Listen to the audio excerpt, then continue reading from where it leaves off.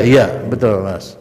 Nah, Mas, kalau kita lihat dari 11, kita bicara, katakanlah pertama ini memang bukan ranahnya dia gitu ya, bukan tugas pokoknya Komnas HAM, tapi kan akhirnya keluar 11 rekomendasi potensi pelanggaran HAM itu. Iya. Dikatakan itu ada pelanggaran tentang hak perempuan, kemudian kebebasan beragama. Sejauh itu kah Mas? Yang dulu kan kita pernah bahas TWK itu, kenapa Komnas HAM sejauh terlalu dalam itu mengarah? Nah, itulah yang menurut saya ya. Saya ingin mengatakan begini. Pertama-tama sebelum itu, di dalam laporan itu kalau kita teliti, laporan Komnas HAM, secara sadar sejak awal ini Komnas HAM sudah menunjukkan ketidaknetralan. Kenapa? Oh, ada indikasi? Menurut saya bukan indikasi. Berulang kali dalam laporan ini mengatakan bahwa penyingkiran, ya, quote and quote penyingkiran terhadap 51 atau 75 sebelumnya orang ini, pegawai KPK ini karena tudingan atau labilisasi terhadap Taliban. Ya, itu. Ini dulu saya mau ini ya. Ini yang lucu menurut saya. Karena ini mengherankan kalau kemudian mereka menyatakan bahwa itulah yang menyebabkan KPK atau para asesor yang mengetes mereka sudah punya pandangan semacam itu. Padahal ini kan saya nggak pernah ketemu bahwa lembaga negara semacam KPK atau institusi-institusi yang terlibat di dalam tes TWK ini, apakah BKN atau BAIS atau BIN ataupun Menteri PAN ataupun Menkumham dan sebagainya itu pernah menyatakan satu kali pun bahwa mereka adalah Taliban. Belum pernah saya dengar. Nggak ada ya. Dan kok sembrono sekali misalnya pimpinan KPK ya atas dasar berita-berita atau desas-desus ini kemudian melabelisasi mereka sebagai Taliban. Saya harus akui bahwa sejak saya sebelum pansel pun isu tentang desas-desus tentang Taliban ini memang sudah ada. Dan itu nggak mungkin dari luar, dari dalam pasti sudah ada, tetapi itu nggak pernah diucapkan atau dituduhkan oleh institusi-institusi negara manapun. Gitu. Jadi saya kira kalau mereka kemudian berasumsi bahwa itu adalah pelanggaran HAM ya karena melabelisasi mereka, yang saya tanya kemudian yang melabelisasi itu siapa gitu loh ya, mereka harus jawab dulu siapa yang melabelisasi itu terhadap 70-an pegawai KPK itu. Bahwa ini justru menurut saya Mas, pernyataan Komnas HAM di dalam laporan ini tanpa menjelaskan siapa yang melabelisasi, ya mereka telah main politik untuk membuat labelisasi itu pada 51 atau kurang dari orang ini. Mereka sendiri seperti juga ketika 51 atau kurang dari orang ini pergi ke PGI, pergi ke MUI, pergi ke lembaga-lembaga agama yang bukan urusannya, yang menyatakan bahwa kira-kira kan mereka yang menyatakan bahwa mereka bukan Taliban. Makanya ada yang Kristen, ada yang Buddha atau apa semacam itu, begitu. Tapi nggak ada yang menuduh, nggak ada yang mengatakan mereka Taliban. Nah mereka sendiri yang memperkuat desas-desus itu di masyarakat, menurut saya itu ininya. Yang berikutnya adalah soal tadi misalnya ada beberapa memang hal yang diungkap oleh di dalam laporan Komnas HAM ini menyangkut bahwa tadi pelanggaran HAM terhadap perempuan, pelanggaran hak berorganisasi dan ada 11 inilah ya. Saya kira ini dikaitkan dengan tes dan wawancara yang pernah kita bicarakan juga, tes wawancara yang dilakukan oleh asesor. Nah, saya kira Komnas HAM ini dalam hal ini cukup serampangan dan gegabah menyatakan bahwa begitu saja terjadi pelanggaran HAM dalam tes dan wawancara ini ya. Hanya berdasarkan pengakuan dari sejumlah orang yang tidak lurus ya. Dan perlu diketahui di dalam melakukan asesmen itu menurut saya sudah biasa apabila si asesor mengajukan pertanyaan yang tidak lazim ya atau sedikit menyerang ya, karena memang ingin melihat reaksi yang dites gitu ya. Dan pertanyaannya itu bahkan bisa kadang-kadang berulang ya, atau terkadang berangkat dari suatu topik yang tidak diduga ya. Nah, lagi pula kalau yang diwawancara misalnya katakanlah soal jilbab atau soal apa yang mereka terus daur ulang itu ininya, itu kalau dia merasa pertanyaan itu janggal dan yang diwawancara dan keberatan, dia bisa memilih diam ya atau protes, ya, atau menyatakan saya nggak mau menjawab karena itu privacy, gitu, ya. Itu boleh ya? Boleh. Tapi jangan kemudian yang diolah sama Komnas HAM ini pertanyaan si asesor.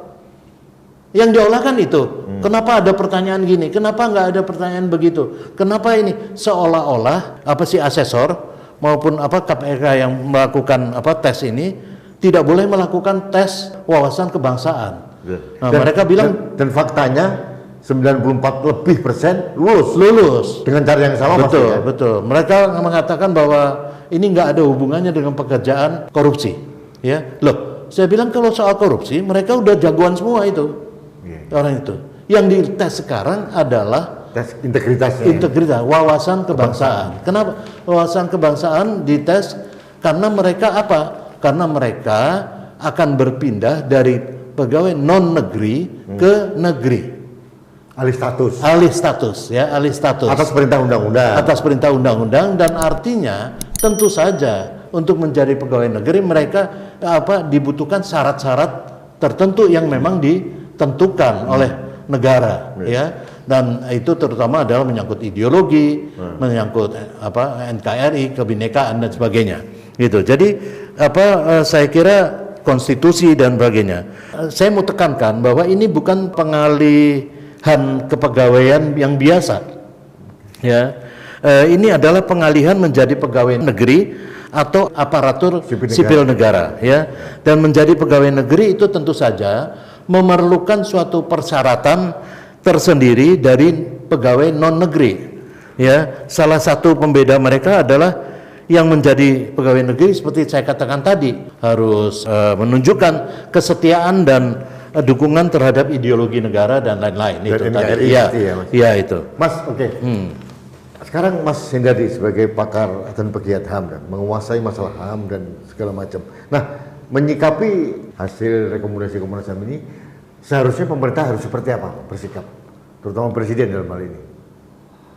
Menurut saya begini, ini baik laporan Ombudsman maupun Komnas HAM meminta untuk bertemu presiden dan meminta presiden untuk mengambil alih menyangkut tes kepegawaian ini, karena dianggap sebagai presiden adalah pemimpin tertinggi ASN. Tapi saya ingin bilang, presiden itu bukan keranjang sampah. Ya, semua soal mau di ini, ya, presiden banyak yang diurus, apalagi selama pandemi ini, ya, yang menjadi prioritas kita bersama, bukan ngurusin 5,4% orang ini yang ngeyel, ya, ngeyel karena sebelum tuh undang-undangnya diterbitkan mereka tolak, mereka kalah, ya, terus ada aturan bahwa mereka harus menjadi ASN. Mereka ikuti, mereka kemudian tidak lulus, masih ribut terus. Dan itu ironinya ditampung atau diakomodasi oleh lembaga semacam Komnas HAM atau Ombudsman, gitu ya. Jadi saya kira lembaga-lembaga ini mesti mengorientasikan kembali kerjanya secara benar. Dan saya ingin ingatkan bahwa semua yang menyangkut pengalihan status kepegawaian itu adalah ranah administrasi negara, gitu ya. Dan institusi mempunyai kewenangan untuk menentukan syarat-syarat seseorang untuk menjadi aparatur sipil negara. Jadi memang aneh ketika Komnas HAM ataupun Ombudsman menyatakan bahwa negara dan institusinya tidak boleh melakukan seleksi dan tes. Itu dari pendapat-pendapat ahli. Orang mau masuk menjadi anggota Komnas HAM saja, ya, ada seleksi. Tadi saya cerita, saya udah pernah juga mendaftar, ya kan? Sekalipun dia pegiat HAM sudah puluhan tahun, ya udah jungkir balik di bidang HAM, tapi ketika masuk Komnas HAM ada seleksi juga kan, gitu. Jadi itu wajar aja ada satu seleksi. Ini apalagi ini dari pegawai non negeri menjadi ASN. Ya, sederhana sebetulnya. Sederhana adalah bahwa ketika mereka menjadi pegawai negara, ASN gitu, itu dibiayai oleh negara. Ya negara juga punya hak untuk menseleksi. Nah, Mas, kalau misalkan presiden seperti yang Mas Hendardi sarankan tadi, katakanlah mengabaikan sajalah Komnas HAM atau Ombudsman yang terkait sama TWK 51 orang ini gitu ya. Apakah ada konsekuensi hukum nggak terhadap presiden dan pemerintah? Seperti di awal saya katakan tadi, karena ini produk dari Undang-Undang 39 tahun 99 yang menyangkut pemantauan dan pengkajian, tidak ada bisa di follow up dengan ini pro justisia. Karena itu menurut saya yang paling bagus adalah, ini juga saran saya untuk presiden, adalah menyatakan bahwa silakan ke ranah hukum, lanjutkan saja kalau merasa tidak puas. Jadi kepada Komnas HAM juga demikian, seharusnya Komnas HAM tidak menampung dan ikut main di dalam genderang permainan mereka ini. Mereka seharusnya begini, itu dibahas oleh Komnas HAM, menyangkut keputusan, menyangkut prosedur-prosedur, menyangkut undang-undangnya dan sebagainya. Kalau ada kaitan dengan keputusan-keputusan, ya, saya membantu untuk mendorong Anda ke PT UN. Oh, diarahkan ke iya, nah, karena ini tata usaha negara. Kalau ada undang-undang yang Anda anggap keliru, ya, silahkan judicial review ke Mahkamah Agung. Ya, itu juga dilakukan oleh mereka kayak nampaknya, tapi belum selesai, mereka udah terus ini. Nah, dengan mendorong mereka ke situ, itu juga bagian dari usaha kita melindungi hak asasi manusia si orang itu. Ya, melapor tadi, dan, ya. Iya, melapor dan memberikan semacam arahan untuk, karena apapun namanya lembaga-lembaga peradilan, PT UNK atau Mahkamah Agung untuk judicial review, bahkan peradilan pidana, peradilan perdata, itu substansinya adalah untuk melindungi hak asasi. Mekanisme itu adalah untuk melindungi hak asasi manusia. Jadi nggak harus selalu kutak-kutik persoalan yang tetek bengek soal tes, soal ya kan yang Mas, kalau ada yang bilang bahwa sebaiknya 51 orang yang tidak lulus tadi protes saja atau mau melakukan suatu laporan ke komisi ASN, menurut Mas sendiri gimana? Kan ini kan ranahnya ASN ini, Mas. Orang mau masuk ASN, merasa terjolimi, merasa apa? Ada yang membuat satu saran, kenapa nggak ke komisi ASN gitu? Saya kira itu usulan yang baik, memang mereka harusnya ke situ. Karena ya, ranahnya ranah ASN gitu, dan itu konsekuensi dari mereka sudah katakanlah beginilah, kalah dalam waktu mereka menolak undang-undang KPK yang baru, dan kemudian mereka menyetujui untuk ikut tes ASN. Nah, kalau ada merasa mereka dicurangi atau apa, dari awal kok saya udah ngomong sebelum ini, saya bilang bahwa ya kalau misalnya BKN-nya dianggap curang atau apa, ya laporkan aja mereka, begitu ininya. Kenapa kok jadi kesana kemari?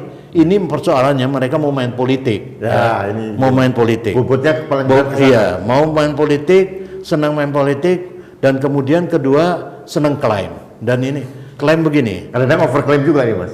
Ini overklaim juga. Iya, overklaim. Loh, waktu kemarin mereka mau dilantik itu bilang 500 sekian atau 400 sekian orang atau 800 tidak akan hadir. Ternyata tidak ada satupun yang tidak hadir dari yang di ini, baik secara luring maupun daring. Ya. Dan ketika dipanggil oleh pimpinan mereka juga datang gitu. Nah, sekarang mereka bilang lagi 500 orang sekian ini meminta novel untuk dipekerjakan kembali. Ya kan? Ini udah senangnya main politik dan main klaim.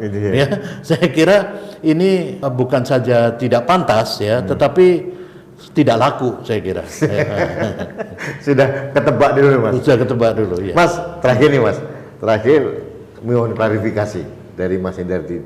Kemarin saya dengar juga nih satu lembaga yang Pak Indardi membela KPK ini.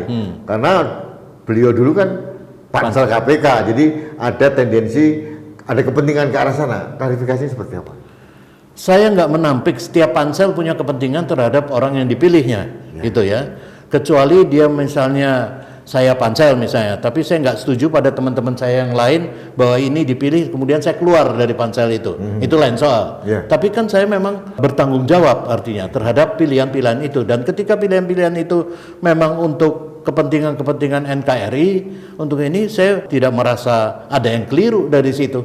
Dan kalaupun sampai sekarang saya tetap mencoba, katakanlah quote and quote melakukan pembelaan, saya bukan membela sebenarnya, saya mencoba meluruskan apa yang dilakukan oleh Komnas HAM dan oleh 51 orang ini yang sekali lagi mereka lah yang tidak konsisten gitu loh. Udah kalah di gugatan, kemudian menerima untuk menjadi ASN, dites, tidak lulus marah-marah lagi gitu loh. Tapi kalau mungkin mereka dulu itu artinya lulus juga diem aja kan Mas ya? Bagaimana? Kalau katakanlah misalnya mereka lulus gitu, mereka pasti diam saja kali ya. Ya Nyaman di situ. kan itu 1.000 orang sekian yang lulus Lah, gitu, iya. berarti apa mereka juga